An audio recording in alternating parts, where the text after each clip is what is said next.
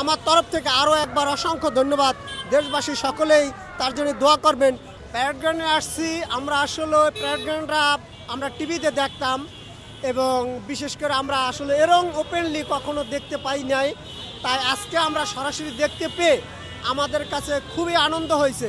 শুধু আনন্দটা আসলে বললে ভুল হবে, আমরা যাতে আমাদের নতুন প্রজন্মে যারা চাকরিতে যাবে, প্যারেড গ্রাউন্ডগুলো সুন্দরভাবে কিভাবে নামে, কিভাবে যুদ্ধ করতে হয়, কিভাবে মানুষের শত্রুর মোকাবেলা করতে হয়, এগুলাই আমাদের এই মাননীয় প্রধানমন্ত্রী তারেকুর রহমান আমাদেরকে এগুলো দেখানোর জন্য এবং নতুন প্রজন্মকে শেখানোর জন্য আমাদেরকে আজকে 26শে মার্চ ওপেন করে দিয়েছিলেন জাতীয় জাদুঘর হিসাবে, যে সকলেই আসেন আপনারা দেখেন কিভাবে আর্মিরা প্যারেড গ্রাউন্ড করে, কিভাবে নৌবাহিনীরা যুদ্ধ করে, কিভাবে আর্মিরা দেশকে শাসন করে, যুদ্ধের মোকাবেলা করতে হয়, সেই অস্ত্র কিভাবে, কোন অস্ত্রটা কত দূর যায়, কোন গোলা বারুদরা কীভাবে মারতে হয়, কিভাবে চালাইতে হয়, এগুলো যখন আমরা ডিফেন্সের সাথে প্রশ্ন করি তখন তারা সরাসরি আমাদেরকে প্রশ্ন অ্যান্সারগুলো দেন।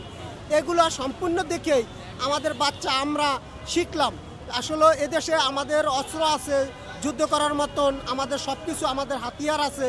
তাই আমরা কখনো দেখতাম না, আজকে আমরা চোখে দেখে আমাদের কাছে খুব ভীষণ ভালো লাগছে। সামনাসামনি দেখে কেমন লাগে? খুবই অনুভূতি, খুবই ভালো লাগছে। এই জন্য মাননীয় প্রধানমন্ত্রীকে আমি আমার তরফ থেকে আরও একবার অসংখ্য ধন্যবাদ। দেশবাসী সকলেই তার জন্য দোয়া করবেন, ভবিষ্যতে যিনি আরও সুন্দর করে আমাদেরকে এইভাবে ওপেন করে দিয়ে নতুন প্রজন্মকে সুন্দর একটা পরিবেশ তৈরি করে দিতে পারে, যে আমরা যিনি প্রতি বছরেই এই প্যারেড গ্রাউন্ড, এই নৌবাহিনী, বিমান বাহিনী, ডিফেন্সের লোকের সাথে আমরা একতাভাবে তাদেরকে প্রশ্ন করে অস্ত্র আমরা দেখতে পারি এবং আমাদের বাচ্চারা যাতে শিখতে পারে, না এটা আমাদের সুন্দর একটা পরিবেশ তৈরি করে দিয়েছে মাননীয় প্রধানমন্ত্রী। ধন্যবাদ।